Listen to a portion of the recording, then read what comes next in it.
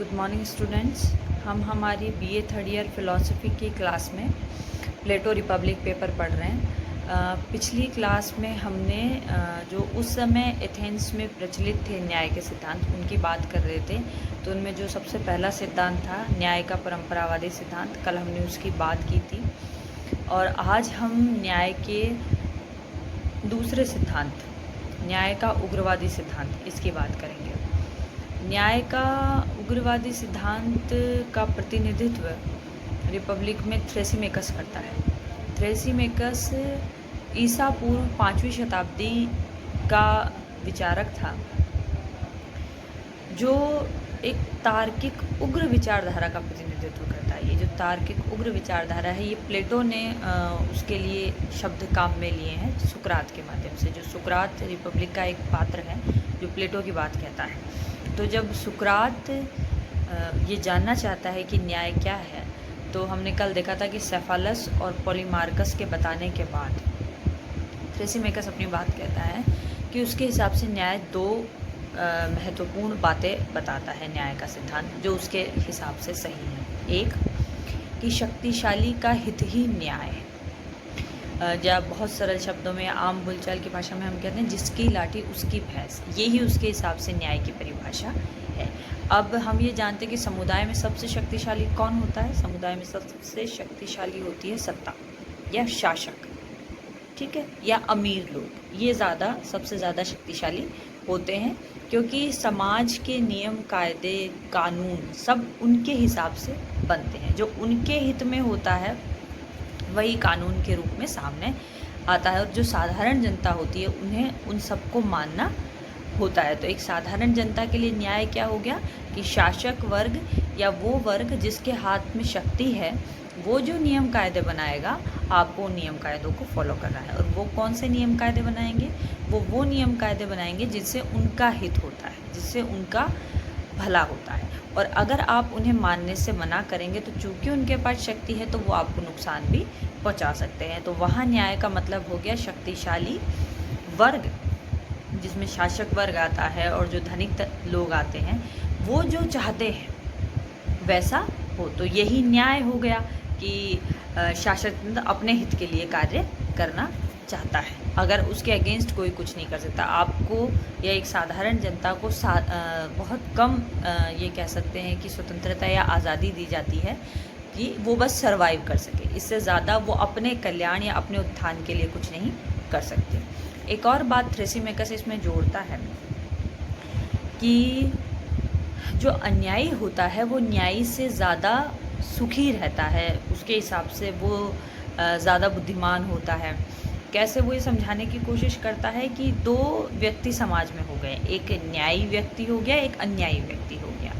तो जो अन्यायी व्यक्ति होता है, जब मान लीजिए कर देने की बात आती है, टैक्स देने की बात आती है, तो न्यायी व्यक्ति तो नियम कायदों के हिसाब से जो टैक्स बनता है वो देता है। अन्यायी व्यक्ति कोई चोर रास्ता निकालता है और उस टैक्स को बचाता है या नहीं देता। कुल मिलाकर ये, अब यहाँ पर वो कहते हैं कि चूँकि अन्यायी व्यक्ति का धन नहीं गया तो वो सुखी है, जबकि न्यायी व्यक्ति का धन चला गया। ऐसे ही मान लीजिए कोई पद पर पहुंचने की बात होती है, तो जो न्यायी व्यक्ति होता है वो सही रास्ता अपनाएगा और योग्यता के हिसाब से वहां तक पहुंचने की कोशिश करेगा, जबकि अन्यायी व्यक्ति येन केन प्रकारेण उस पद को प्राप्त करने की कोशिश करेगा। हो सकता है वो अपने धन से इसको खरीद भी ले। तो यहाँ पर भी अन्यायी व्यक्ति को फ़ायदा हो गया कि उसे कोई पद मिल गया, उसके साथ जुड़ी हुई प्रतिष्ठा उसको मिल जाएगी, उसके साथ जुड़ी हुई सुविधाएं उसको मिल जाएगी। इसके अलावा जब उस पद पर बैठ जाता है, मान लीजिए एक न्यायी व्यक्ति भी उस पद पर बैठ गया और एक अन्यायी व्यक्ति भी उस पद पर बैठ गया, तो वापस थ्रेसिमेकस ये कहता है कि अन्यायी व्यक्ति उस पद का इस्तेमाल अपनी सुख सुविधाओं के लिए करेगा, अपने मित्रों के लिए करेगा, अपने परिचितों के लिए करेगा, और वो फिर फ़ायदे में रहेगा। जबकि जो न्यायी व्यक्ति होगा वो उस पद पर बैठकर उस पद के नियम कायदों के हिसाब से काम करेगा, सबके लिए समान दृष्टिकोण से काम करेगा, वो अपने पराये में भेद नहीं करेगा। तो यहाँ पर भी थ्रेसिमेकस के अनुसार अन्यायी व्यक्ति ही फायदे में रहा। तो मतलब सारी सुविधाएं, सारी शक्तियाँ जो हैं वो अन्यायी व्यक्ति के हित में जाती है, और ये दोनों बातें ही थ्रेसिमेकस के अनुसार न्याय की परिभाषा है। अब प्लेटो सुकरात के माध्यम से इन दोनों बातों का खंडन करता है। देखिए, जैसे पहली बात थी उसमें ये निहित था कि शासक वर्ग अपने हित के लिए कार्य करता है, जो कि जन समुदाय के हित के विपरीत होता है। लेकिन प्लेटो ने अपनी रिपब्लिक में शासन को एक कला माना है, और वो ये कहता है कि हर कलाकार का ये उद्देश्य होता है कि वो अपनी कला की जितनी भी त्रुटियां हैं उनको दूर करे और उसे बेहतर बनाए और उसका बेहतर इस्तेमाल करे। तो अगर शासन भी एक कला है, तो शासन को चलाने वाला शासक कलाकार हो गया, तो उसका उद्देश्य ये है कि वो शासन को बेहतर से बेहतर तरीके से चलाए। और शासन बेहतर तरीके से कब चलेगा? जब साधारण जनता को इससे फ़ायदा पहुंचेगा, या फिर सबको समान रूप से फ़ायदा पहुंचेगा, सबके साथ समानता का व्यवहार किया जाए, सबके साथ न्यायपूर्ण बर्ताव किया जाए। तो ये बात है। तो प्लेटो ये कहता है कि मैं इस बात को स्वीकार नहीं करता कि शक्तिशाली व्यक्ति का हित ही न्याय होता है। वो कहते हैं कि शासन को अगर हम एक कला माने तो फिर ये कला का इस्तेमाल अच्छी तरीके से होना चाहिए। यही वो कमी थी जिसको प्लेटो दूर करना चाहता था। आगे जाके हम देखेंगे कि प्लेटो ने अपने आदर्श राज्य में बताया है कि कैसे एक आदर्श राज्य की स्थापना हो। उस आदर्श राज्य में एक दार्शनिक राजा होगा जो अपने शासन की कला को इस तरह इस्तेमाल करेगा कि सबका जीवन न्यायपूर्ण होगा। दूसरी बात ये कहना थ्रेसिमेकस का कि अन्यायी व्यक्ति ज़्यादा सुखी होता है न्यायी व्यक्ति की तुलना में, तो यहाँ पर भी प्लेटो ने इस बात को स्वीकार नहीं किया।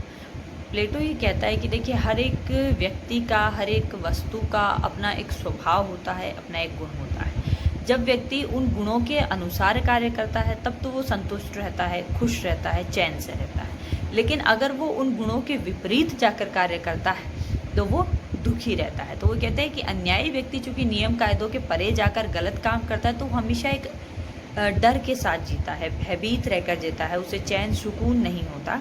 जबकि न्यायी व्यक्ति जो होता है वो न्याय एक गुण है, साहस एक गुण है, संयम एक गुण है, इन सब के साथ जीता है, इसलिए वो संतुष्ट रहता है और खुश रहता है। तो ये बात कहना कि न्यायी व्यक्ति दुखी रहता है, अन्यायी व्यक्ति खुश रहता है, थ्रेसिमेकस की इस बात को प्लेटो स्वीकार नहीं करता। प्लेटो ये कहता है कि न्यायी व्यक्ति अधिक बुद्धिमान होता है, वो अपने गुणों से परिचित होता है और एक बहुत ही अच्छी ज़िंदगी जीता है। तो ये हमने थ्रेसिमेकस का उग्रवादी सिद्धांत देखा और आलोचनाएं देखी कि प्लेटो इसको भी स्वीकार नहीं करता। अगली क्लास में हम जो न्याय का तीसरा यथार्थवादी सिद्धांत है, जो ग्लूकोन का सिद्धांत है, उसको देखेंगे।